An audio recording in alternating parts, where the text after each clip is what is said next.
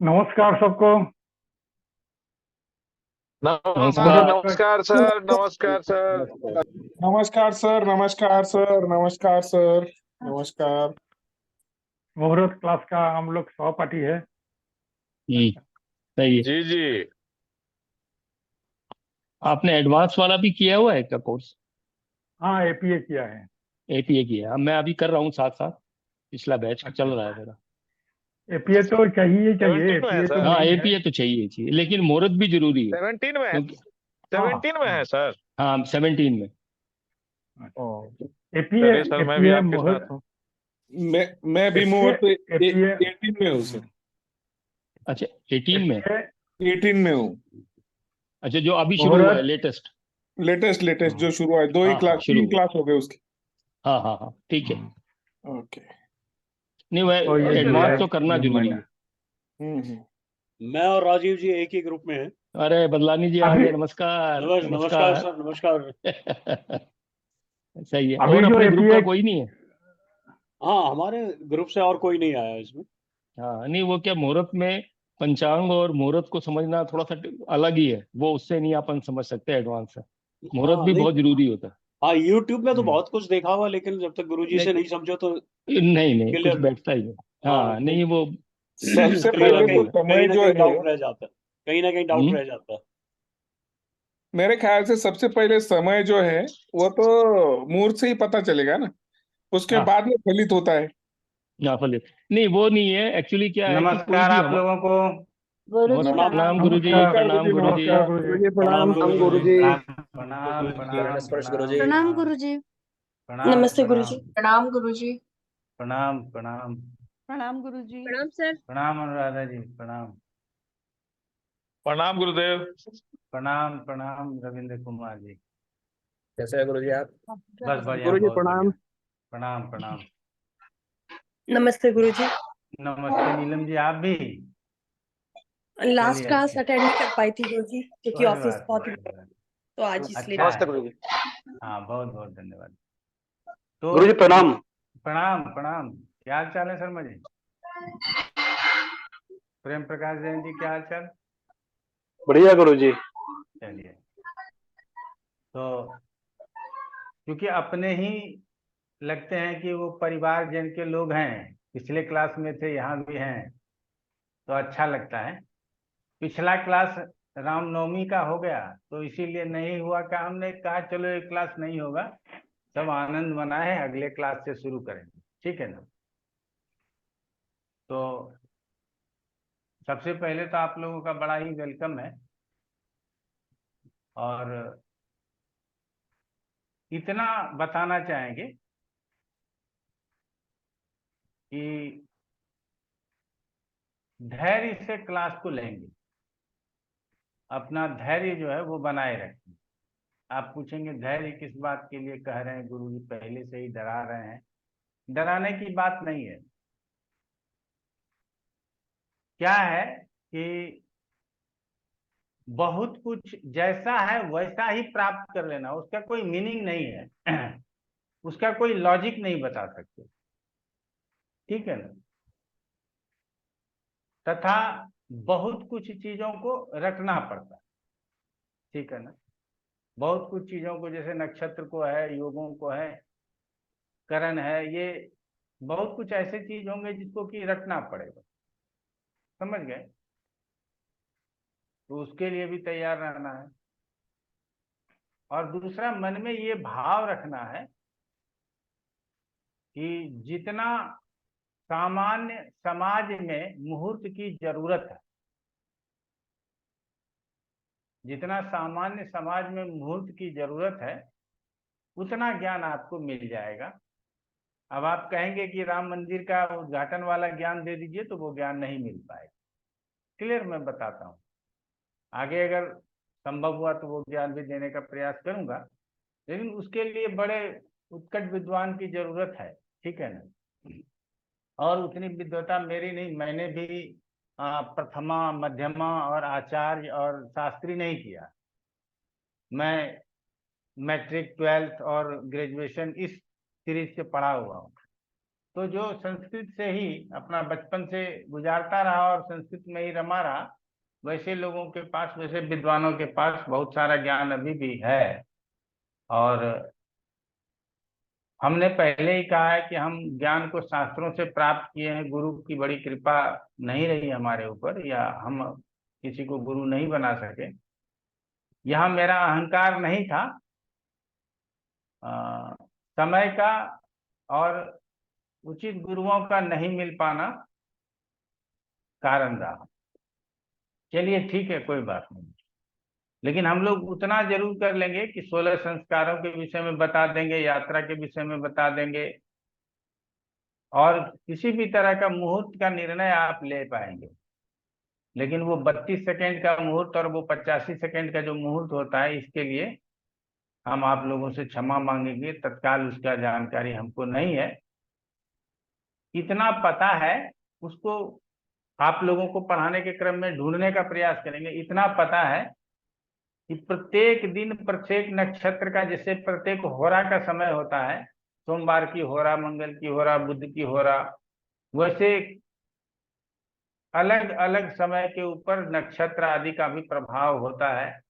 तो ये 5 अंगों का प्रभाव अगर दिन में हमको पता चल जाता है, तो फिर आपको काल निर्णय करने में दिक्कत नहीं होता है। काल निर्णय का मतलब ही मुहूर्त निर्णय है। काल निर्णय, बात समझिएगा, काल मतलब समय का निर्णय, काल का मतलब हिंदी में भी काल बोलते हैं, ठीक है ना। तो काल के कई मीनिंग निकाले जाते हैं, लेकिन काल का मतलब समय है, ठीक है ना। हम बोलते हैं मृत्यु काल, जन्म काल, समझ रहे हैं ना। तो ये काल का मतलब है मृत्यु का समय, जन्म का समय, इसीलिए। और काल निर्णय ही मुहूर्त निर्णय है, यही आप लोगों को जानना है। हम उम्मीद करते हैं कि यहाँ तक आप लोगों के समझ में आया होगा। काल निर्णय अलग विषय हो गया और पंचांग अलग विषय हो गया, लेकिन दोनों में सामंजस्य बिठाना है हमको। और विशेष रूप से बिना पंचांग के हमारा काल निर्णय या काल की गणना होगा ही नहीं, होगी नहीं। जो भी हो, स्त्रीलिंग पुल्लिंग में थोड़ा कंफ्यूज हो गए। तो पंचांग के बिना हमारा काल निर्णय संभव नहीं है। और काल निर्णय में क्या क्या लिया जाता है उसको समझना जरूरी है। हमारे लिए पंचांग के अलावा आयन को भी समझना जरूरी है। कुछ कार्य दक्षिणायन में और कुछ कार्य उत्तरायण में विशेष रूप से किया जाता है। ये जो आयन है ये सूर्य के ऊपर निर्भर करता है, लेकिन हम लोग जिस आयन में रहते हैं उसको उत्तरायण कहते हैं।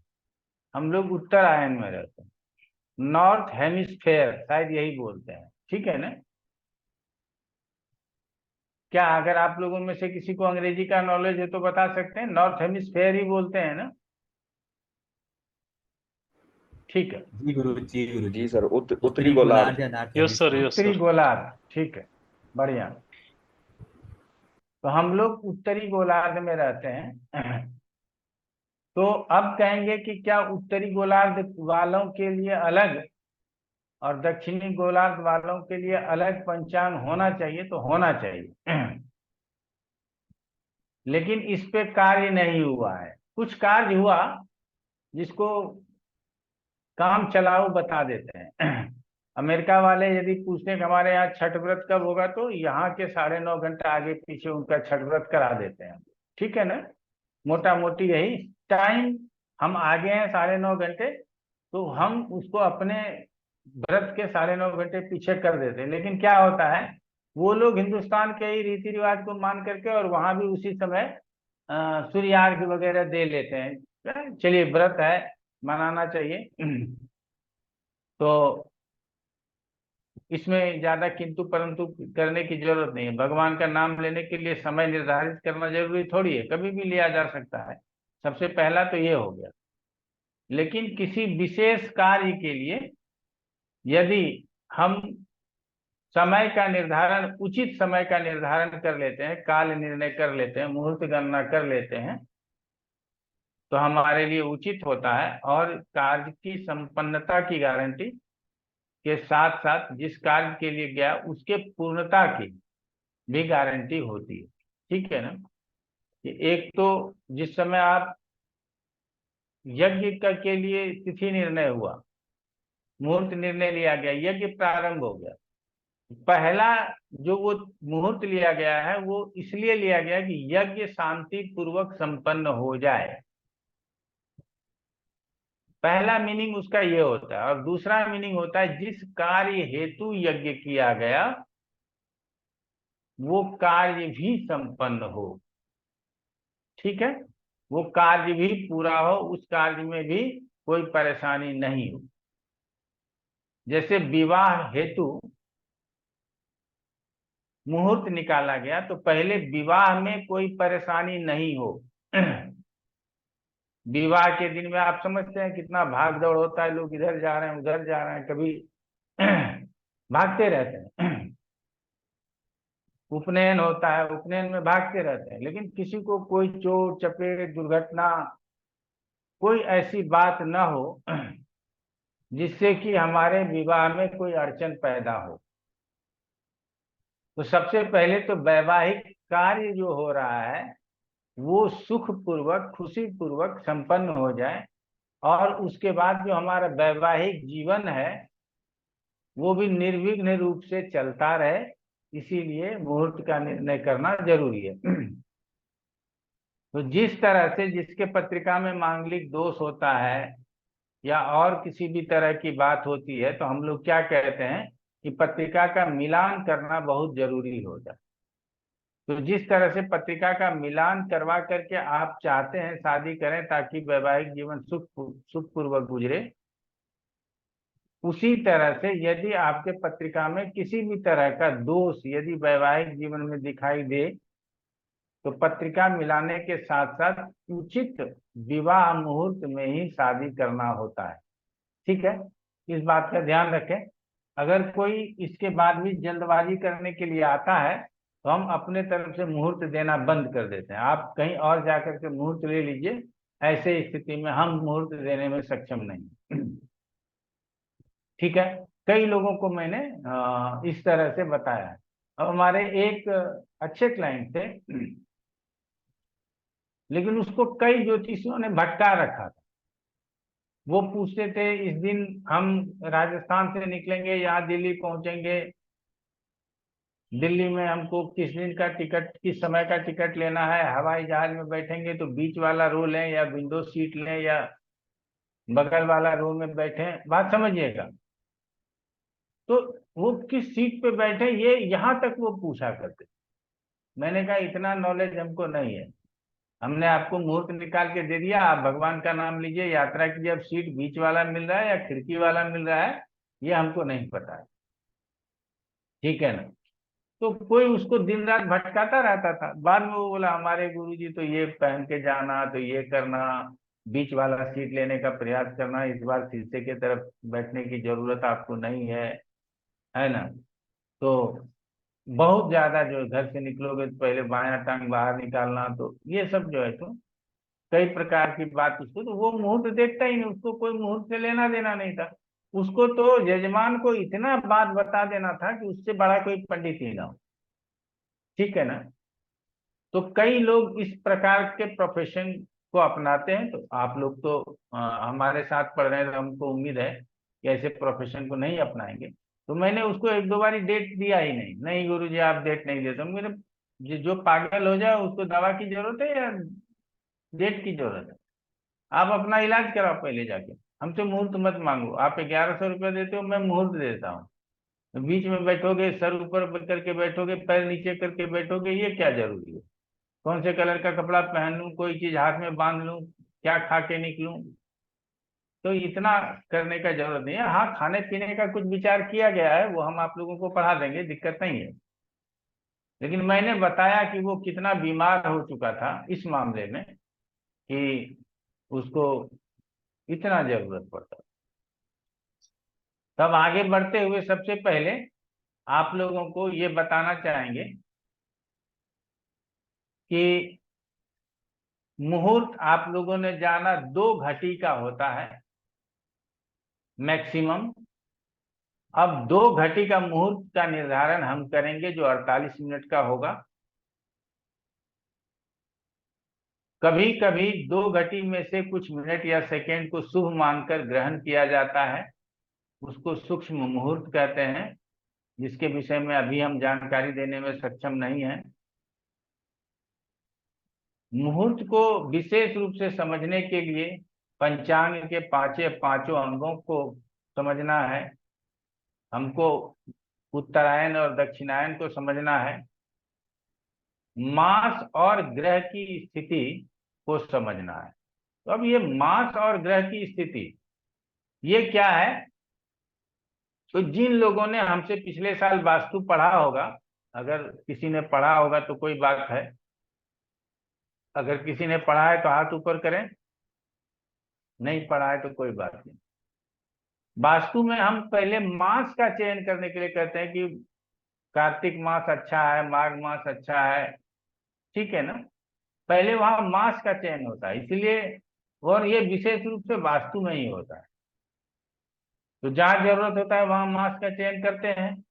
और मास के चयन के साथ साथ जो ग्रहों का चयन होता है वो सिर्फ लास्ट में जो हमारा मुहूर्त है उस मुहूर्त का लग्न शुद्धि करने के लिए, कि जिस मुहूर्त में हम कोई आयोजन कर रहे हैं उसमें ग्रहों की स्थितियों में तो कोई दिक्कत नहीं है ना। अगर वो अंतिम फेज होता है, अंतिम चरण होता है, जैसे कि हमारा इसरो सब चीज कुछ तैयार कर दिया और अब उल्टी गिनती शुरू होगा, उसके पहले जो कुछ एक बार रैंडम चेक किया जाता है उसमें ये भी चेक करना जरूरी होता है कि लग्न तो हमारा ठीक है ना, लग्न में तो कोई दोष नहीं है। अगर लग्न में दोष नहीं है तो फिर वो मुहूर्त हमारा क्लियर होगा। तो इसीलिए ग्रहों की जो चर्चा आती है, जो आप लोग कहेंगे ना कि फिर ग्रह की चर्चा क्यों करते हैं, 5 अंगों से ही क्यों नहीं निकाल देते, तो आज ही थोड़ा थोड़ा समझ लेंगे तो ज्यादा अच्छा होगा। तो वो लग्न स्पष्ट करने के लिए, हर कार्य के लिए लग्न स्पष्ट करना जरूरी है, लग्न को समझना जरूरी है। आगे हम लोग समझ लेंगे उस बात को। तो उस समय ग्रहों की स्थिति कैसी होनी चाहिए। तो अलग अलग प्रकार के मुहूर्त को के लिए अलग अलग प्रकार से ग्रहों की स्थिति को जानने की जरूरत है। लेकिन 99% मुहूर्त के लिए हमारे लग्न में शुभ ग्रह हों, केंद्र त्रिकोण में शुभ ग्रह हों और अशुभ ग्रह तीसरे, छठे, 11वें स्थान में हो, चंद्रमा 4, 8, 12 में न हो। इतना अपने दिमाग में, ये कई बार बताएंगे, अभी आज कुछ लिखिए मत, कुछ लिखाने का होगा तो लिखा देंगे, आप लोग बातों को समझिए। चंद्रमा 4, 8, 12 में ना हो। 4 का मतलब हमारा यहाँ चौथे स्थान से ही है, 6 नहीं बोला मैंने, 4, 8, 12 बोला। मुहूर्त के लिए चंद्रमा को हमेशा चौथे में अच्छा नहीं कहा गया, ठीक है, इसको भी आगे हम लोग समझ लेंगे। तो इस तरह से ग्रहों की भी आवश्यकता होती है, तो ग्रहों को हम लोग पढ़ लेंगे। क्लियर हो गया। अब आ जाते हैं कि काल निर्धारण के लिए हमारे पास क्या क्या, कौन कौन सा काल होता है उसको समझेंगे। वर्ष मासो दिनम लग्नम मुहूर्तश्चेति पंचकम। वर्ष, मास, दिन, लग्न और मुहूर्त। तो वर्ष 1 साल का, मास 30 दिन का, दिन 24 घंटे का, लग्न 2 घंटे का और मुहूर्त 48 मिनट का। यह 5 काल के प्रमुख अंग हैं। आप लोग ये 5 लिख सकते हैं। वर्ष, मास, दिन, लग्न और मुहूर्त। वर्ष, मास, दिन, लग्न और मुहूर्त। तो सबसे छोटा कौन हो गया? मुहूर्त। क्लियर हो गया, समझ गए ना। तो ये काल निर्णय है, हमको इस संवत्सर में काम करना चाहिए या नहीं। कई कई संवत्सर अच्छे नहीं होते हैं, तो कई विद्वान पंडित कह देते हैं कि नहीं, हम इस संवत्सर में नहीं शुरू करेंगे, ठीक है ना। तो नहीं करेंगे तो नहीं करेंगे, अन्य पंडितों के पास जाएंगे, वो कहीं ना कहीं से आपको जुगाड़ निकाल के समय दे देगा, मुहूर्त बना देगा, कोई दिक्कत नहीं। तो हमारा कहना है कि पहले याद क्या रखना है? वर्ष, इसको समझना है, याद नहीं रखना है। काल, काल 5 प्रकार के हैं। पहला काल हमारा वर्ष हो गया, दूसरा महीना हो गया, मास जिसका प्रयोग हम लोग करते हैं, तीसरा हो गया दिन, आज का दिन तिथि निर्धारित करते हैं, सोमवार है, मंगलवार है, बुधवार है, वो कितने देर का है? 24 घंटे का है। उसके बाद क्या निर्धारित करते हैं? लग्न। लग्न 24 घंटे में 12 राशियों को गुजारता है, तो एक लग्न का मान 2 घंटे का होता है, तो वो 2 घंटे का लग्न हुआ। और उस लग्न के अंतर्गत मुहूर्त आता है, जो 24 दूनी 48 मिनट का होता है, और वही हम लोगों के लिए बड़ा महत्वपूर्ण होता है। तो शादी तो सबका मुहूर्त निकल जाता है, तभी शादी होती, ठीक है। क्यों? आजकल 2 चीज जरूरी हो गया है। पहला, डांस जरूरी हो गया है, ठीक है, और दूसरा फोटो सेशन जरूरी हो गया है, ठीक है ना। अगर डांस की वजह से मुहूर्त नहीं निकला तो फोटो सेशन निकाल ले जाएगा। क्लियर हो गया। मैं कई शादियों में गया हुआ हूँ, अब लड़का लड़की के दोस्त उसके अगल बगल नहीं रहते, बाउंसर अगल बगल में रहे, ठीक है। तो वो बाउंसर रास्ता छेके, आप लड़का लड़की के करीब नहीं जाओगे, वो पूरा फोटो सेशन चल रहा है, ये सब चल रहा है। आप उसके माता पिता को बताओगे भी, 3 बार बताओगे, मुहूर्त निकल जाएगा, उसके बाद भी अब क्या करें गुरुजी, अब तो जैसे चल रहा है चलने दो, ठीक है ना। और कई बार क्या होता है कि नहीं और नाचेंगे, ठीक है ना, तो वो डांस शुरू हो जाता है, सब लोग डांस शुरू कर रहे हैं, कभी लड़के को बुला के डांस कर रहे हैं, कभी लड़की भी डांस कर रही है। आजकल तो हम देखते हैं कि स्टेज पे लड़की डांस करते हुए गई। एक आध शादी में मैंने देखा कि मैं गया तो लड़की को वो दुपट्टे या किसी उसके नीचे से लेकर के आते हैं आजकल। ये हमारे यहाँ भी ये परंपरा हो गई। उसके बाद वो दुपट्टा लेकर के तो चला गया, लेकिन वो फूल से सजा रहता है। उसके बाद देखे थोड़ी गाना बजा और लड़की डांस करने लगी, और डांस करते करते स्टेज पे गई, फिर लड़का हाथ पकड़ के उसको स्टेज पे ले गया, तो उसमें क्या होता है, कई लड़के भी डांस करने लगते हैं, दोनों मिलके डांस करेगा तो मुहूर्त की चिंता कहाँ होती है। ठीक है, आज एंजॉय कर लो, कल भारी पड़ने वाला है, ठीक है, लेकिन मुहूर्त का ध्यान रखना चाहिए। अपनी जो संस्कृति है, अपना जो संस्कार है, उसको नहीं भूलना चाहिए। ये सब रिवाज है। आजकल पंडित जी को 5100 रुपया, उसी शादी में पंडित को 5100 देने में भारी लगता है, और उसी शादी में 4 लाख, 5 लाख, 10 लाख वो फोटोग्राफी सेशन वाले को देते हैं।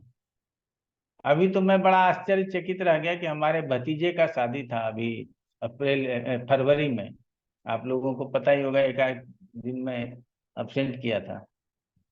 हमने पूछा ये कैमरा वाला कितना लिया, तो बोला 2 लाख रुपया लिया है। मैं पागल हो गया, 2 लाख में हमारा कैमरा उठा के ले जाता, इसी से काम चला लेता। सबके हाथ में तो यही लगभग कैमरा देख रहे थे। तो 2 लाख रुपए हमारे घर की शादी में लग गया वो कैमरा वाले को, तो बड़े बड़े लोग कितने रुपए देते होंगे पता नहीं, मैं एक अंदाजा लगा सकता, तो समझ रहे हैं ना।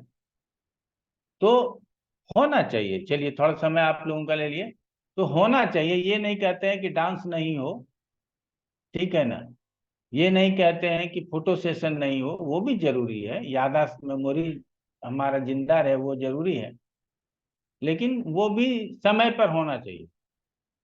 बड़े बड़े इवेंट के लिए जब बड़े बड़े लोग आते हैं, मैं एक जगह गया हुआ था श्रद्धांजलि सभा में, आप लोगों को मैं बताता हूँ। तो हम बाप बेटी मिलके गए थे, हमको गाड़ी चलाना आता नहीं, बेटी गाड़ी चलाती है तो साथ में गई थी। तो वहां दिया हुआ था कि 10 बजे से 12 बजे तक, क्लियर हो गया। तो हम बोले कि चलो ना बेटा 11 बजे तक पहुंचेंगे, तो हमारी बेटी बोली भी कि पापा समय पे चलिए। तो फिर भी हम लोग आधा घंटा लेट पहुंचे, तो श्रद्धांजलि सभा शुरू हो चुकी थी 10 बजे ही। हम लोग जाकर के धीरे से, और लोग भी आ रहे थे, धीरे धीरे जाकर के बैठ रहे थे। जैन मुनि लोग आए हुए थे, वो लोग अपना कुछ प्रवचन वगैरह दे रहे थे। उस प्रवचन के बाद थोड़ा बहुत एक आध उसके घर के मेंबर का संबोधन हुआ। श्रद्धांजलि सभा 12 बजने में 15 मिनट पहले ही समाप्त हो गया, और फिर सभी लोग अपने अपने गंतव्य की ओर चले गए। तो हमने देखा कि 10 बजे से पहले लोग उपस्थित हो गए, और सबका अपना अपना टाइम था, और फिर वो 12 बजे तक समाप्त हुआ। और जो भी चाय बिस्किट वगैरह का प्रोग्राम था, अगर आपको लेना है तो 15 मिनट समय है, आप ले सकते हैं, अन्यथा आपको निकलना है तो निकलिए। तो वो टाइम बाउंड था, क्योंकि बड़े बड़े लोग आने थे। अब आप 10 बजे श्रद्धांजलि सभा रखे हुए हो, पता चला कि नहीं 12 बजे सभा शुरू होगा, बड़े लोग आए 12 बजे और कहीं जाना है, तो वो क्या करेंगे। तो वैसे में आप टाइम मैनेज कर लेते हो,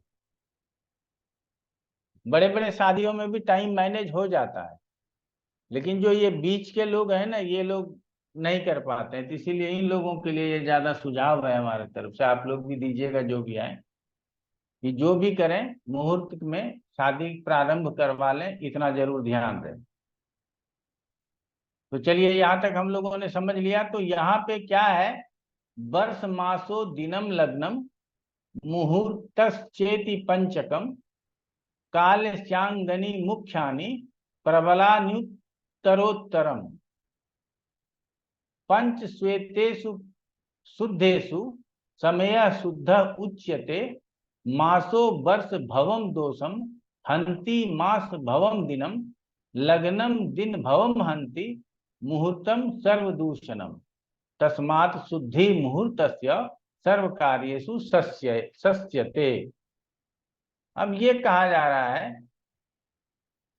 कि इसमें उत्तरोत्तर बली हैं, अर्थात वर्ष से ज्यादा बलवान मास है, मास से ज्यादा बलवान दिन है, दिन से ज्यादा बलवान लग्न है, और लग्न से भी ज्यादा बलवान मुहूर्त है। तो अब इन पांचों के शुद्धि के समय को ही शुद्ध समझना चाहिए। तो पांचों उत्तरोत्तर बलि हैं, पहले ये समझ लिया। इन पांचों की शुद्धि को ही शुद्ध समझना चाहिए, ये समझ लिया।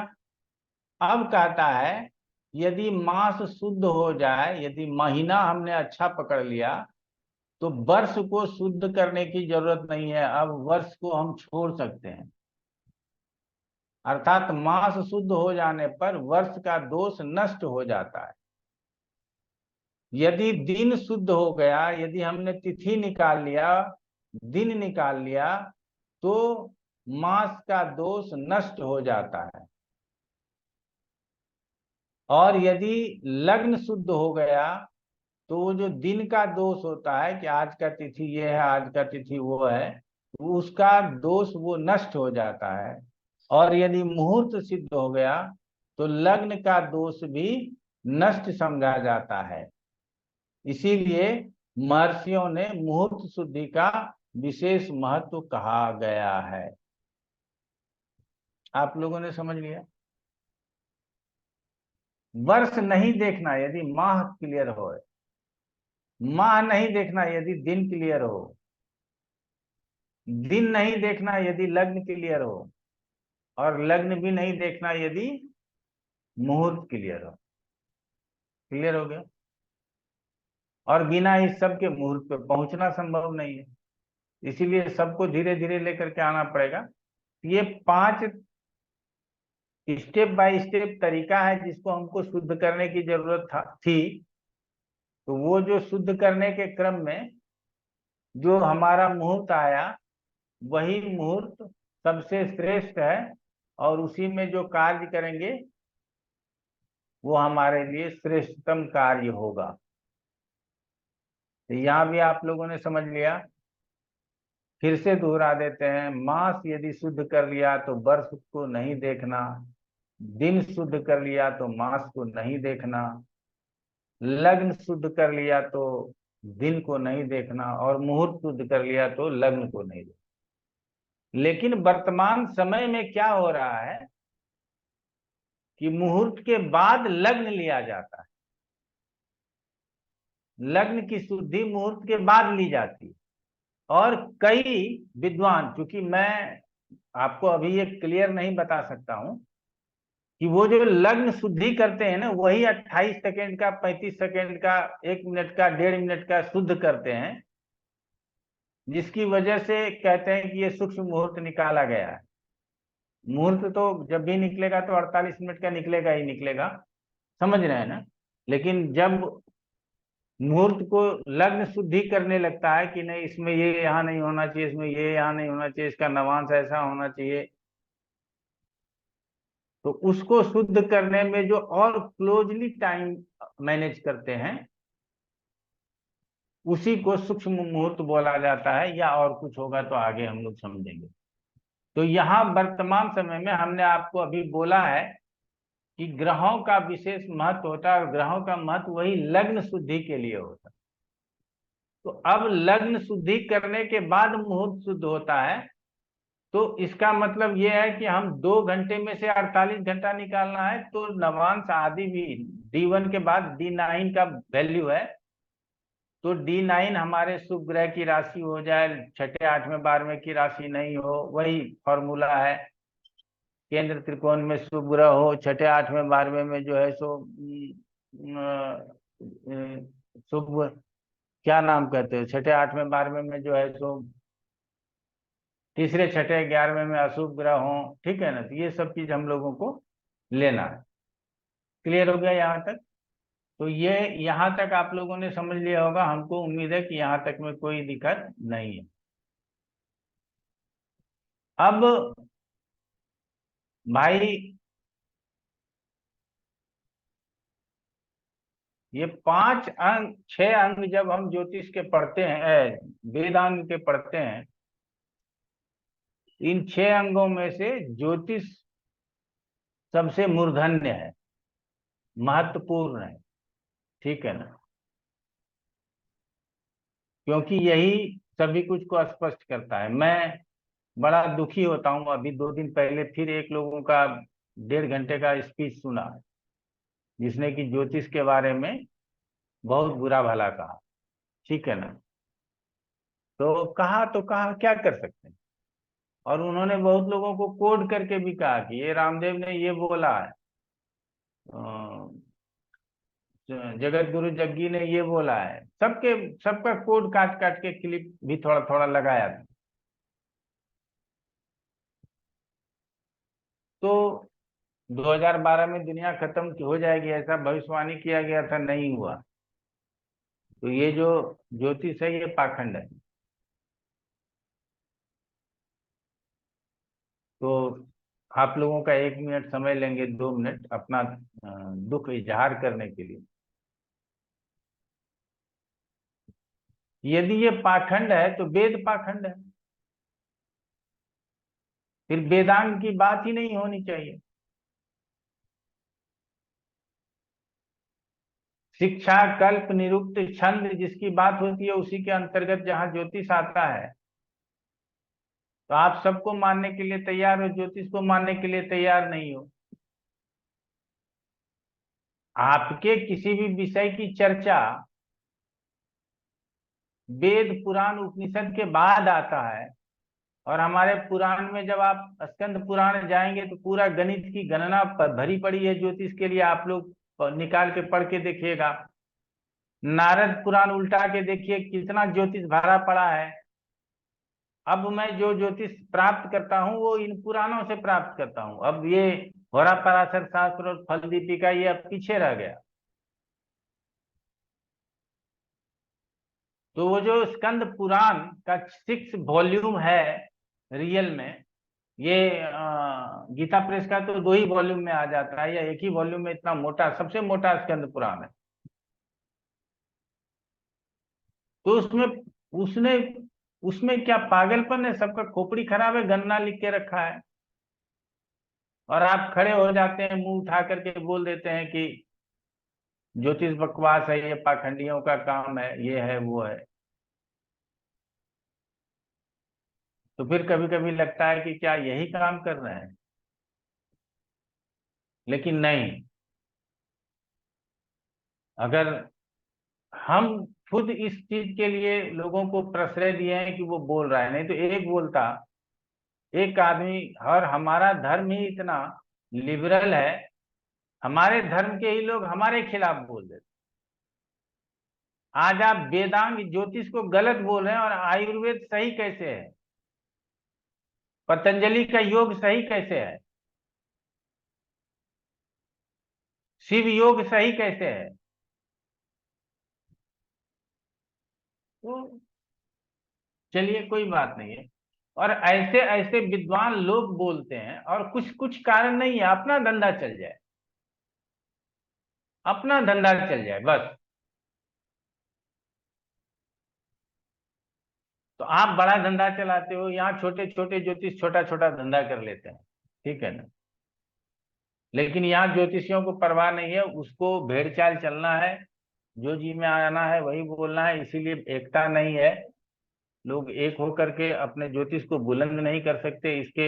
इसकी जो मान हानि होती है इसको बचा नहीं सकते। और हम जैसे गुरु की निंदा नहीं सुन सकते, वैसे ही हम अपने वेद की निंदा कैसे सुन लेते हैं? हम कैसे हिंदू हैं कि अपने वेद की निंदा सुनते हैं, और वो किसी और से नहीं, हिंदुओं से सुनते हैं। मुसलमान हमारी निंदा नहीं करता, ईसाई हमारी निंदा नहीं करता। उन लोगों ने तो इतना वेद और पुराण के बारे में इतना अच्छा अच्छा लिखा है जिसका वर्णन नहीं। लेकिन हमारे हिंदू ही हमारे वेद और पुराणों की निंदा करते हैं, और हम उसको सुन लेते हैं। देव निंदा गुरु निंदा से बड़ा नहीं है क्या?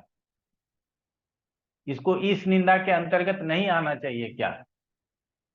तो मर्जी लोगों की।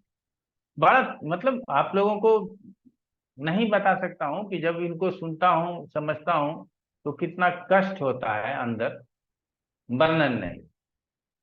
तो चलिए रहने दीजिए। आप लोग क्लास में सोचिएगा कि जब ये कुछ है ही नहीं तो हम लोग पढ़ क्यों रहे हैं। तो ये ऐसा ज्ञान है, परा विद्या जिसको बोलते हैं, जिसको लेना भी सबके बस की बात नहीं है। तो यहाँ तक हम लोगों ने चलिए समझ लिया आगे से हम यही कहेंगे, जहां वेद की निंदा हो या तो वहां से उठ करके चले आए या उसका विरोध करें, ठीक है ना। जहां कहीं भी ऐसा हुआ हो, अगर आज सोशल मीडिया के जमाने में, उसके क्लिप को काट करके लगाएं और उस पे 100 अपोज की बातें बोलें, ठीक है ना। अब मोहम्मद साहब के खिलाफ बोलने पर सर कलम होता है, और हमारे वेदांग ज्योतिष के खिलाफ बोलने पर कुछ नहीं होता, एक शब्द नहीं बोला जाता, और वो भी धर्मगुरु बोलते हैं। सबसे शर्म की तो बात है, धर्मगुरु बोलते हैं। और कोई सड़क पर चलता हुआ विद्वान, वैज्ञानिक बोले, डॉक्टर बोले, इंजीनियर बोले, तो मैं समझूं कि ये लोग साइंस के जन्मदाता हैं, विज्ञान के पैदाइश लोग हैं, ये बोल रहे हैं। लेकिन धर्मगुरु जब बोलते हैं तो बड़ा आहत होता है, मन बड़ा आहत होता है। तो चलिए आगे बढ़ते हैं। यथा शिखा मयूरा नाम, नागा नाम मनियो यथा, तद्वेद वेदांग शास्त्रा नाम, ज्योतिषम मूर्धनि स्थितम। तो इतना अच्छा श्लोक लिखा है कि जैसे मयूर के लिए शिखा बहुत प्रिय है और नाग के लिए मणि बहुत प्रिय है। वो नाग जिसके पास मणि हो, तो मणि को प्राप्त करने के लिए नाग कितना बेचैन होता। और मयूर के अगर सिर के ऊपर शिखा नहीं हो तो मयूर को शिखा हटा दीजिए, कितना कैसा दिखेगा वो।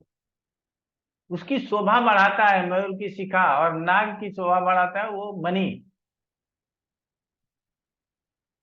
उसी तरह से हमारे इस वेद शास्त्र की शोभा बढ़ाने वाला ये ज्योतिष है, जिसको हम वेदांग कहते हैं, ये मूर्धन्य है इन सभी शिक्षाओं में।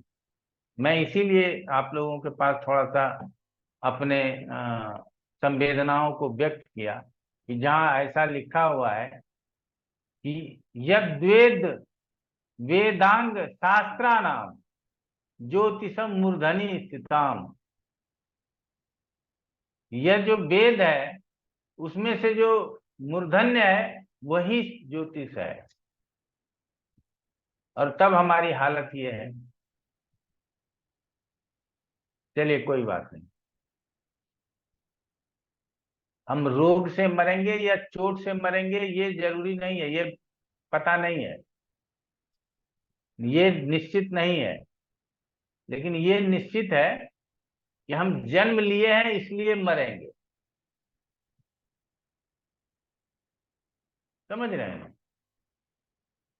और इस बीच में जितना सुख दुख भोगना है, जिस भी क्रम से भोगना है, आज हम अपने प्रोफेशन को लेकर के इतने गौन रहते हैं, किसी कहीं नहीं जाते आते हैं। हमको भी होता है, लोग अभी एक बिहार का सेंट्रल यूनिवर्सिटी है, वहां से हमको मेल आया, 2 दिन फोन आ गया कि आप हमारे यहाँ स्पीच देने के लिए आ जाइए। मैंने मना कर दिया। 10 लोग में से 5 लोग ऐसे होंगे जो बड़ा अच्छा बोलेंगे, उसमें से 1 लोग भी बुरा बोल जाएंगे तो हमारे लिए मरने जैसा हो जाएगा। तो इसीलिए नहीं जाता हूँ। और जहाँ अनर्गल बातें होती है वहां लोग मौज लूटते हैं, अच्छा है, कोई बात नहीं। और जो अनर्गल बातें सामने पूछ रहे हैं वही पीठ पीछे आके बोलेंगे कि हमारे बेटे का जरा देख दीजिए ना गुरुजी, ठीक है ना। सामने तो बोलेंगे सबके सामने ज्योतिष क्या होता है, इस पे कैसे विश्वास किया जाए, ये किया जाए। बहुत सारे ऐसे लोग हैं, तो हम उसको बोल देते हैं कि आपके बेटे का कैसे देख रहे हैं, आप तो अभी बता रहे थे कि ज्योतिष कुछ होता ही नहीं है। तो किसी और ज्योतिष को ढूंढ लीजिएगा चेक कराने के लिए, हमको नहीं। जो ज्योतिष की निंदा करता है उसके लिए हम ज्योतिष उसके सामने नहीं बताते, उसको ज्योतिष नहीं बताते। आप लोगों को यकीन नहीं होगा, हमारे एक बहनोई है दरोगा जी, वो दरोगा ज्वाइन किए थे इसीलिए उनको दरोगा जी बोलते हैं। हमारे एक मेरे भाई की शादी थी, छोटे वाले मेरे भाई, आइए आचार्य जी, आइए आइए, बड़ा मतलब बात तो ऐसे किए जी कि बड़ा मेरा सम्मान करते हैं, आइए कुछ बताइए हमारे बारे में। तो हम उनको बोले कि आपके पास सर्विस रिवॉल्वर है? हाँ, फिर गोली चलाइए। चलाएंगे क्या?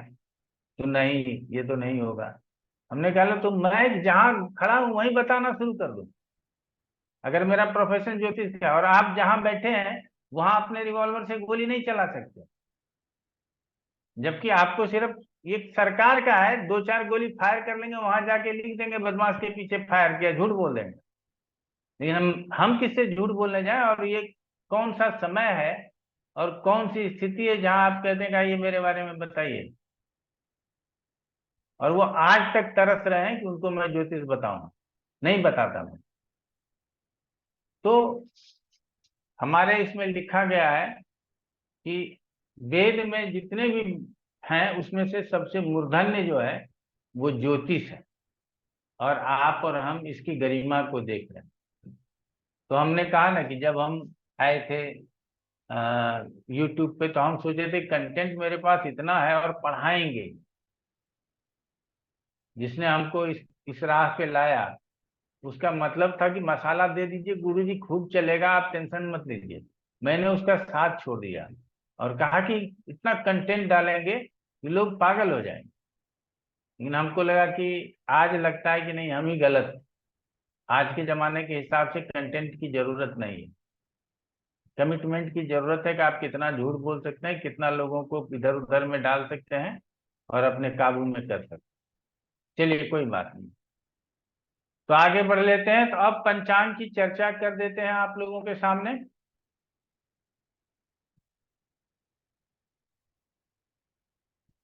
तो पंचांग के 5 अंग होते हैं। सबसे पहले आप लोग उसको लिख लीजिए। तिथि, वार, नक्षत्र, योग और करण। तिथि, वार, नक्षत्र, योग और करण।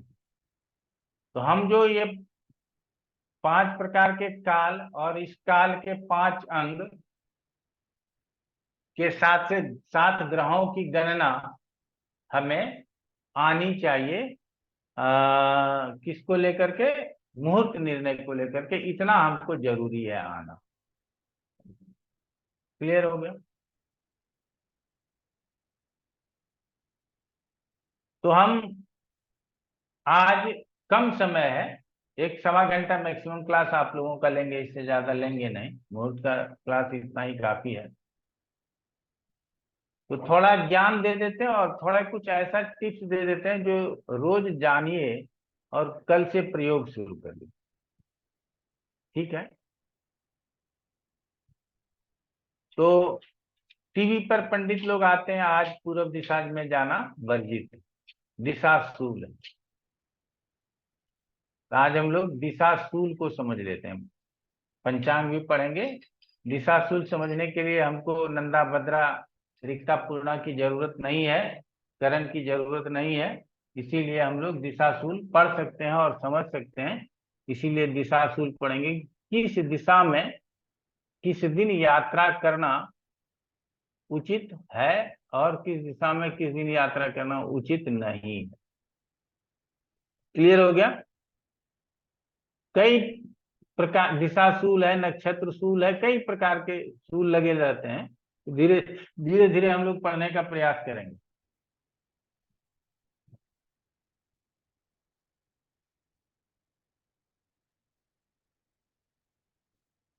तो इसके लिए जो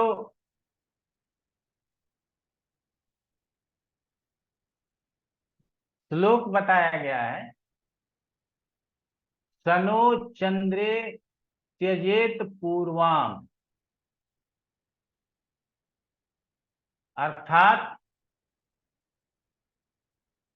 सनो चंद्रे, शनिवार को और सोमवार को, त्यजेत पूर्वाम, पूर्व दिशा की यात्रा नहीं करनी चाहिए। लिख लीजिए।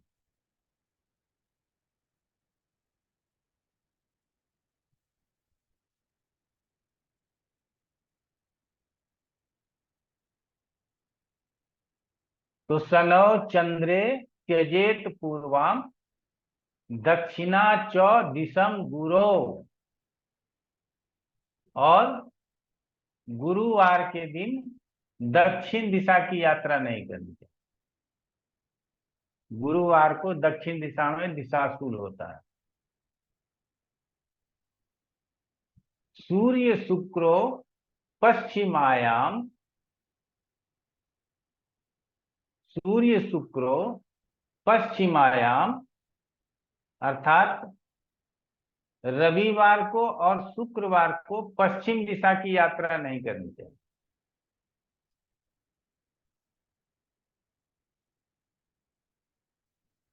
बुधे भौमे तथोत्तरम, बुधे भौमे तथोत्तरम, बुधवार और मंगलवार को उत्तर की तरफ जाना नहीं चाहिए, निषेध माना गया है। क्लियर हो गया?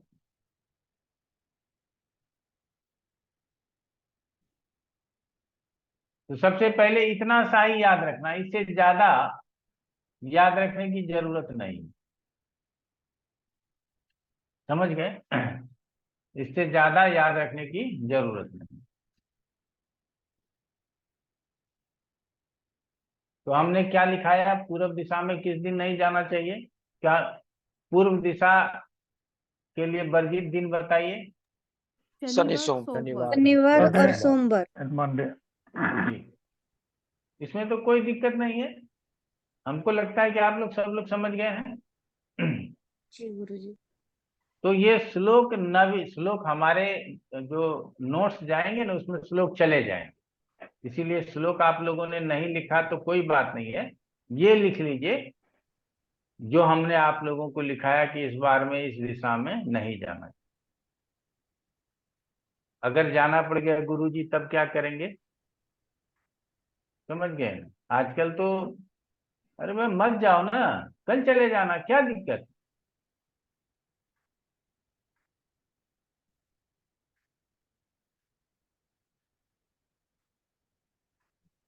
सर दर्द है तो हम आराम कर लेते हैं, थोड़ी देर नींद में सो लेते हैं, उसके बाद जगते हैं तो हो सकता है सर दर्द ठीक हो जाए।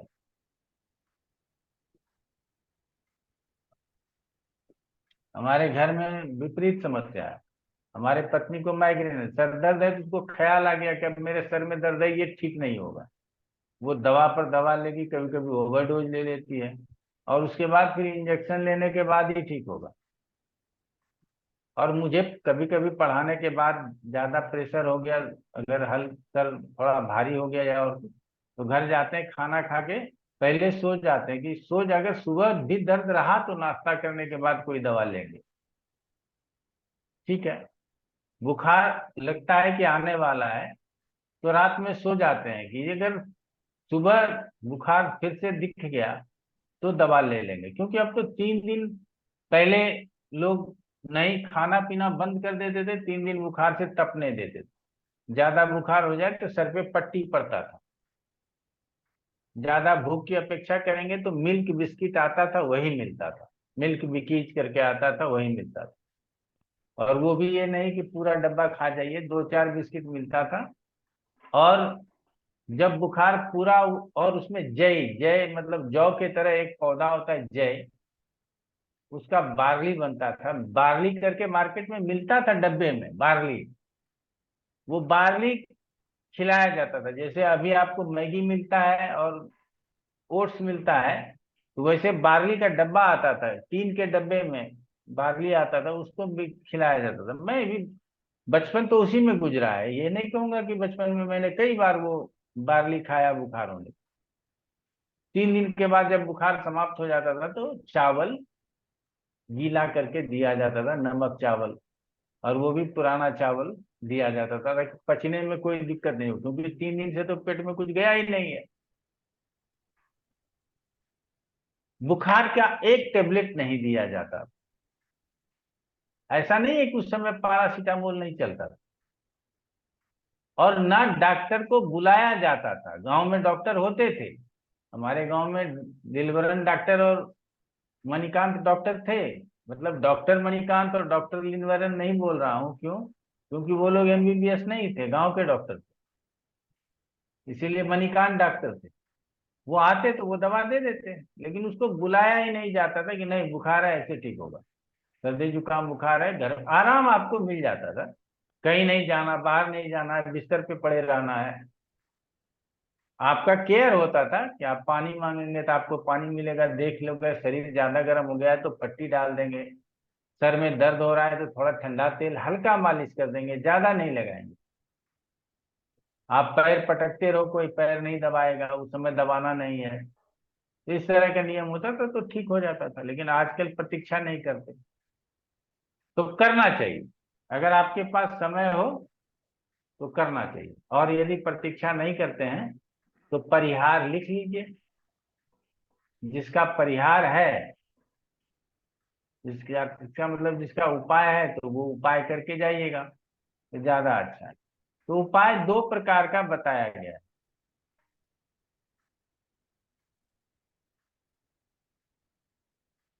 एक तो बड़े आचार्य ने शास्त्रीय विधि से बताया है, और एक हम अपने ग्रामीण परंपराओं में जो लोग बोलते हैं, पंडित लोग बोलते हैं, उसको बताते हैं। तो सबसे पहले तो जो ग्रामीण परंपरा में हमारे यहाँ बिहार में ज्यादा प्रचलित है, पूर्वी उत्तर प्रदेश को भी हम उसमें ले सकते हैं, पूर्वी उत्तर प्रदेश और बिहार में ज्यादा प्रचलित है, उसको सबसे पहले लिखाएंगे, ताकि ये भी तो हो कि हमारे यहाँ भी विद्वान होते हैं, ठीक है ना। तो वो दोहे में रवि मुख पान सोम मुख दर्पण,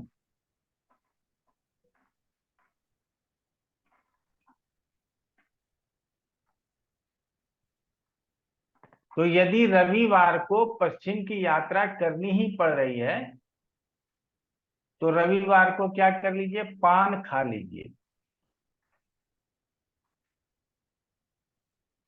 और पश्चिम का यात्रा कर लीजिए, आपको कोई प्रॉब्लम नहीं। सोम मुख दर्पण, सोमवार को यदि आपको पूरब की यात्रा करनी ही पड़ रही है तो आप जाने से पहले शीशा देख लीजिए, अपना शकल दर्पण में देख लीजिए और चले जाइए, तो ये परिहार हो जाएगा।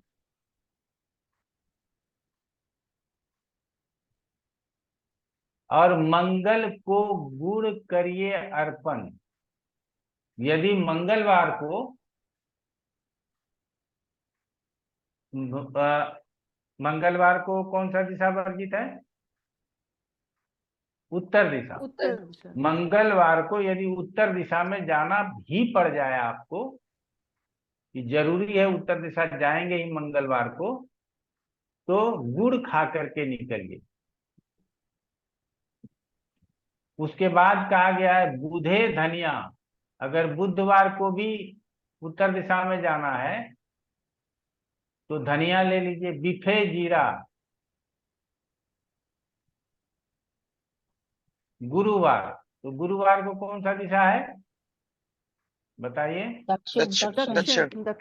दक्षिण दिशा। तो यदि गुरुवार को दक्षिण दिशा में जाना है तो क्या करेंगे, जीरा खा लेंगे थोड़ा सा।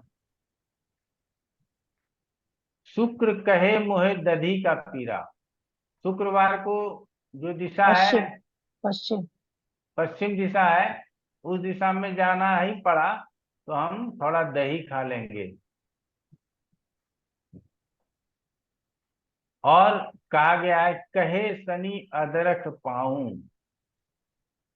कहे शनि अदरक पाऊं, तो शनिवार को यदि पूरब में जाना है तो अदरक खा करके निकलिए, तो दिशा शूल का दोष नहीं लगेगा।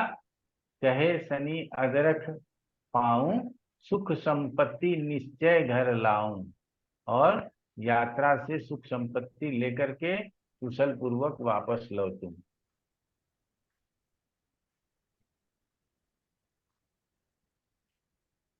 याद रख लीजिए, ध्यान उस दिन हो या ना हो, रविमुख पान सोम मुख दर्पण, मंगल को गुड़ करिए अर्पण, ये याद रख लिया। रविवार को है तो पान खा लिया, सोमवार को है तो दर्पण देख लिया, मंगलवार को है तो गुड़ खा लिया। और पहले माताओं को याद रहता था, हम लोगों को भूल जाइए। हम लोगों को तो अदरक डाल क्यों मुंह में लाके अदरक का टुकड़ा डाल दी, पता ही नहीं चलता था। शुक्रवार को कहीं जा रहे हैं, आई दही चीनी लेकर के 1 चम्मच डाल दी। ऐसे कभी भी परीक्षा देने जाते थे या और कुछ करने जाते थे तो लोग कहता है कि क्या हो जाएगा, दही चीनी खा के जाने से, पढ़ा तो है नहीं, पढ़ा लिखा तो है, ऐसे ही फेल करेगा। फिर भी माता अपने उस मूर्ख बच्चे को भी, जो नहीं पढ़ता है, उसको भी दही चीनी खिलाती थी। जो पढ़ता है उसको तो खिला ही रही है, जो नहीं पढ़ के गया है, उसको पढ़ता है, उसको भी दही चीनी खिलाती है कि भगवान सद्बुद्धि दे और परीक्षा में कुछ अच्छा लिख करके आ जाए। परीक्षा है, अगले क्लास में जाना है। और ये देखते थे कि गई कहीं से वो 2 दाना धनिया लाई, आपको पकड़ा दी। तो हम लोगों को तो हाथ में पकड़ाती नहीं थी, हाँ करो, मुंह में डाल दी, आप चबाइए, उसको फेंक दीजिए बाहर जाकर के, कोई बात नहीं। और हम लोगों के घर में ना पान खाने का प्रचलन है। आप जाएंगे तो ब्राह्मण समाज में महिलाएं भी एक एज हो जाने के बाद पान खाने लगती, ठीक है ना। तो जब घर में ही पान है तो फिर पान लगा करके बिना जर्दा का आपके मुंह में डाल दिया जाएगा, आप चाहे खाओ या बाहर जाकर के निकाल दो, ठीक है। तो ये वाला आप टोना टोटका यदि ना समझे तो इसका प्रयोग करें। अगर यात्रा करते हैं इसका प्रयोग करें। दिशाशूल में यात्रा की आवश्यकता है और यात्रा करना पड़ रहा है, इसका प्रयोग करें, इसमें कोई दिक्कत नहीं, ठीक है। अब इसी को हमारे शास्त्र में क्या कहा है, सूर्यवारे घृतम पीत्वा। रविवार को यात्रा करना पड़े तो घी पीकर जाया जा सकता है। गच्छेत सौमे पयस तथा, और सोमवार को यदि जाना हो तो दूध पी लीजिए। जबकि हमारे यहाँ दूध पी करके यात्रा वर्जित है, दूध नहीं, दही खा लो भाई, यात्रा से पहले दूध नहीं। और गुड़ मंगलवारे चौ, मंगलवार को गुड़ ही बोला गया है, हमारे इसमें भी गुड़ बोला गया है, यहाँ भी गुड़ बोला गया है। बुधवारे तिलान अपी, बुधवार को हमारे यहाँ धनिया बोला गया है और यहाँ पे तिल बोला गया है कि तिल मुंह में रख लीजिए। गुरुवारे दधिर गेयम, गुरुवार को दधी ले लीजिए। यहाँ गुरुवार को दधी बोला गया और हमारे यहाँ शुक्रवार को दधी बोला गया है। और यहाँ क्या कहा जा रहा है, गुरुवारे दधिर गेयम, शुक्रवारे यवान पी, शुक्रवार को जौ मुंह में रख लीजिए। जौ आप लोग जानते ही हैं, जौ जो जयंती डालते हैं दुर्गा पूजा में, वही इसी को जौ बोलते हैं। बहुत लोगों को, आजकल के बच्चों को जौ पता ही नहीं है। अच्छा, जो बोएंगे वो वाला, वो दशहरा में कम से कम, या दुर्गा पूजा नवरात्र वगैरह में उनको दिखाइए कि ये जौ होता है, इसको ऐसे बोलते हैं। और कहा गया है माशा अन्न भुक्त्वा शनिवारे शूल दोषो प्रशांत है। माशा अन्न, उड़द को माशा अन्न बोलते हैं। उड़द जिसको आप लोग उड़द का तो सब उड़द ही बोलते हैं, काला उड़द हो या ग्रीन उड़द हो, जो भी हो, तो उड़द को माशा अन्न बोलते हैं। तो उसको मुख में लेकर के ग्रहण करके निकलिए शनिवार को, तो दिशाशूल का दोष नहीं लगता, ठीक है। अब थोड़ा सा उड़द के विषय में आप लोगों को बोल देते हैं। शास्त्र पुराणों में तो बहुत लिखा गया है, इसको माशा अन्न कहते हैं। अर्थात मांस मछली में जो गुण पाए जाते हैं वही गुण उड़द में पाए जाते हैं। उड़द में सबसे ज्यादा प्रोटीन पाया जाता है, समझ रहे हैं ना। तो मांस मछली क्यों खाते हैं, प्रोटीन ज्यादा मात्रा में मिले, सबसे पहले तो यही होता है। तो इसीलिए इसको माशा अन्न बोला जाता है। और आप लोगों की जानकारी के लिए बताना चाहेंगे कि बलि होता है, जब हवन करते हैं ना घर में, आपके घर में क्या होता है नहीं होता है नहीं पता, लेकिन बड़े यज्ञ आदि या बड़े मंत्र जपे जाते हैं, तो उसमें हवन के बाद बलि दिया जाता है। किसको बलि दिया जाता है, तो पंच लोकपाल को बलि दिया जाता है। 10 दिक्पाल को बलि दिया जाता है, क्षेत्रपाल को बलि दिया जाता है। तो इन सभी देवताओं को बलि दिया जाता है। तो बलि में तो बलि का मतलब बकरे की बलि देनी चाहिए, लेकिन बकरे के बलि के जगह पे हम लोग शुद्ध बलि देते हैं। तो वो शुद्ध बलि कैसे देते हैं? तो पहले क्या था, उड़द का बेसन, बेसन मतलब समझ ही रहे हैं आप लोग, जैसे चना का बेसन होता है, आटा जिसको बोलते हैं। तो उड़द का जो है आटा, आटा जैसा उसका पिसा हुआ, या उड़द, साबुत उड़द, घी, और एक प्रकार का सिंदूर आता है, दूसरा सिंदूर। वो जब आप दही में उड़द और दूसरा सिंदूर डालेंगे ना, तो उसको जब देखेंगे तो लगेगा कि कुछ चीज कटा हुआ है और उससे ब्लड निकल रहा है, ऐसा देखने में प्रतीत होगा। और उसके ऊपर फिर एक दीपक जलाते थे, सरसों के तेल का या घी का, पता नहीं, सरसों के तेल का विशेष रूप से जलाया जाता है। और ऐसा 10 दिक्पाल है तो 10 पंचलोकपाल है तो 5 क्षेत्रपाल है तो 1, सबका जो है सो दीपक जलेगा, और विधिवत जो है तो सब में वो सारा मांसाहार वगैरह दे करके, और वो बलि का मंत्र है, वो बलि का मंत्र पढ़ करके वो बलि दिया जाएगा। तब जा करके हमारा हवन या वो मेरा यज्ञ संपन्न होता है। क्योंकि यज्ञ से पहले हम 10 दिक्पाल बुलाए थे 10 दिशाओं की रक्षा के लिए, 5 लोकपाल बुलाए थे 5 लोकों की रक्षा के लिए, क्षेत्रपाल बुलाए थे इस क्षेत्र की रक्षा के लिए। समझ गए ना? उन सबको जो है इस तरह से बलि दिया जाता है। तो उसमें उड़द का ही प्रयोग होता है, इसीलिए शनिवार को मासा अन्न का प्रयोग करके हम लोग उड़द खा करके और यात्रा पर जाते हैं। आप लोग कभी भी देखिएगा, होली में बहुत चलता है, हम लोगों के यहाँ दही भल्ले वगैरह खाते हैं तो उड़द का ही बनता है। कई लोग अलग मसूर का या मूंग का भी बनाते हैं, लेकिन विशेष रूप से उड़द का ही स्वादिष्ट लगता है तो उड़द का लोग बनाते हैं। और किसी भी त्योहार में उड़द का दाल नहीं बनाया जाता है। किसी भी त्योहार में यदि आप व्रत में हैं और चाहते हैं कि अरवा खाना, अरवा, फलाहार, ये कई प्रकार का भोजन व्रत में होता है, तो जब अरवा खाना चाहते हैं तो इसमें चने का दाल बनता है, कभी भी उड़द का दाल नहीं बनता। और बनता तो अरहर का भी दाल नहीं है, मसूर का भी दाल नहीं है, सिर्फ चने को ही अशुद्ध माना गया है। ठीक है, तो सिर्फ चने का दाल बनता है, बाकी किसी भी दाल को नहीं बनाया जाता। और वो भी चने को, दाल को क्यों बनाया जाता है? क्योंकि पहले जमाने में घर में भी दाल बनता था, मिलों में दाल पहले, आज मिलों में बनता है तो सभी दाल कच्चा ही तैयार होता। पहले क्या होता था, घर में होता था, अरहर को पहले जो है तो आग पे थोड़ा सा उसको सेका जाता था, फिर उसको जाते में जा करके दरा जाता था।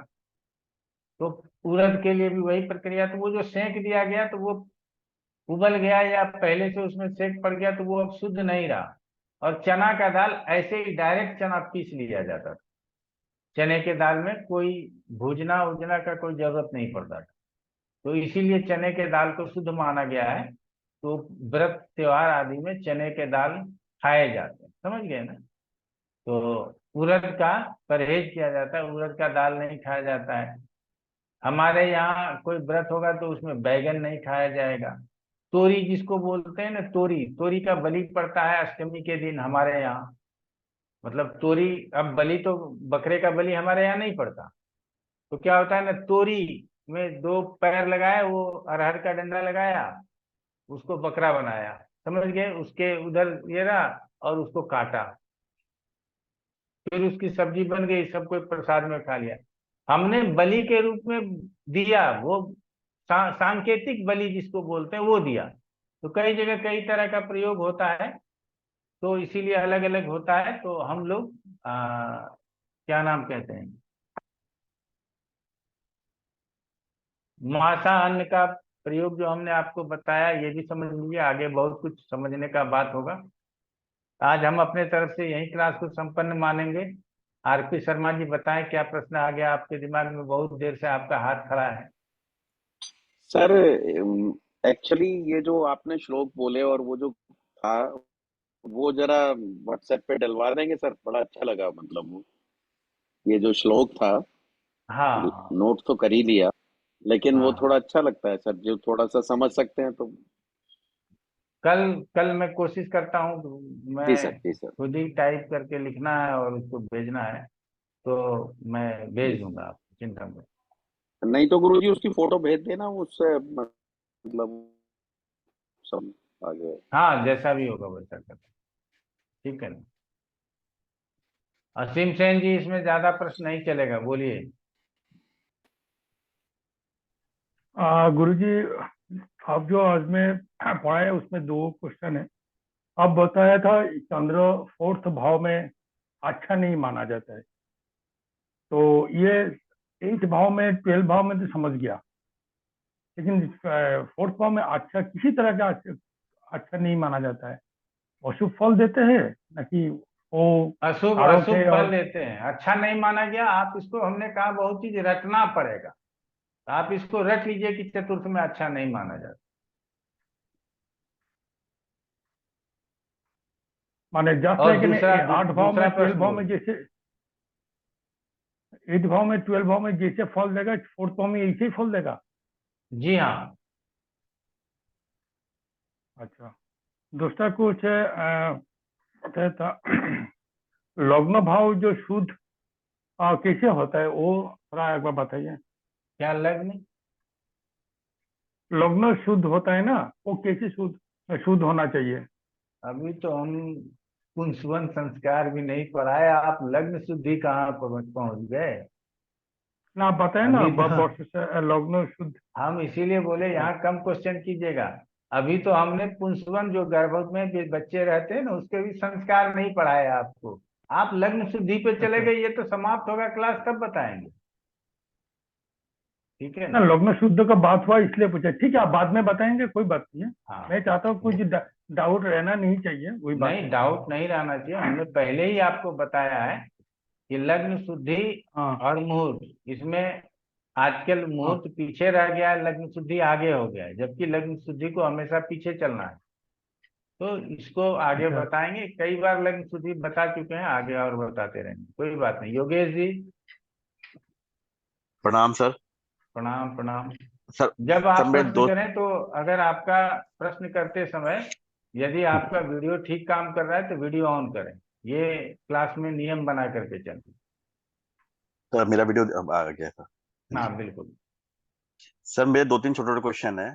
सर पहला वो था कि गुड़ अर्पण, मंगलवार को गुड़ अर्पण, तो अर्पण करना है सर, खाना है, पहला इशू। खाना है, वही अर्पण करना मतलब खाना है। ठीक है सर। और जो पान के लिए बोला गया है सर, वो पान का खाली पत्ता लेना है या मीठा पान लेना है? पान में कत्था चूना के बगैर कोई पान थोड़ी होता है, पूरा पान अच्छा, लेना है। अच्छा पूरा पान ही लेना है। ठीक है सर। हाँ। और सर एक लास्ट क्वेश्चन सर, ये जो पूरब पश्चिम हमें देखना है, तो जो भी जातक है वो पूरब पश्चिम उत्तर दक्षिण कैसे देखेगा? मतलब अपने एरिया से देखेगा, कैसे देखेगा? अपने या एरिया भारत से, के नक्शे से देखे? जहां से उसको जैसे अब निकलना है। जैसे आप मतलब यहाँ जैसे से, जैसे दिल्ली से आप कहाँ रहते हैं? तो मैं दिल्ली में पीतमपुरा में रहता हूँ। हाँ, तो दिल्ली से कलकत्ता जाएंगे तो पूरब पड़ेगा, बात समझिएगा। अच्छा, दिल्ली से कलकत्ता जाएंगे पूरब पड़ेगा, ओके। हाँ। तो कलकत्ता वालों के लिए पूरब मतलब अच्छा, कलकत्ता वाला अपने एरिया में से देखेगा। हाँ, कलकत्ता अपने एरिया में चलेगी। ठीक है सर, धन्यवाद सर। रंजीत पटेल। सर इसमें कौन सी पुस्तक अच्छी कहलाई मुहूर्त के मोह लिए? चिंतामणि आप लोगों को कल चला जाएगा, ठीक है। जी ठीक है। मूल पुस्तक वही हमारे पास है, एक आध और भी पुस्तक है, तो मुहूर्त चिंतामणि ही भेजेंगे आप लोगों को, या और भी जो है वो भी भिजवा देंगे, क्या दिक्कत है। उसका नाम अभी मुहूर्त से ही रिलेटेड है कुछ, मैं देख करके आपको बोल भेजूंगा। मुहूर्त मार्तंड शायद। हाँ, मुहूर्त मार्तंड है या ऐसे कुछ। आचार्य मनोज।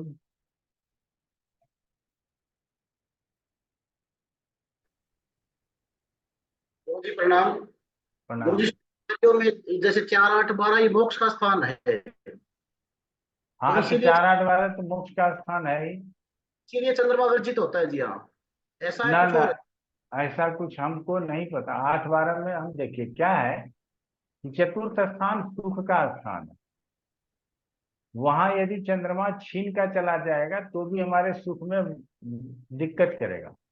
तीसरा एक सूत्र ये भी आता है, कारक भाव नाश आएगा। ये सब हम आपको पढ़ा चुके हैं, क्या नाम कहते हैं, एडवांस प्रिडिक्टिव में। तो इस दृष्टिकोण से भी चतुर्थ में इसको अच्छा नहीं कहा गया। ठीक है, तो ऐसा हम मान सकते हैं।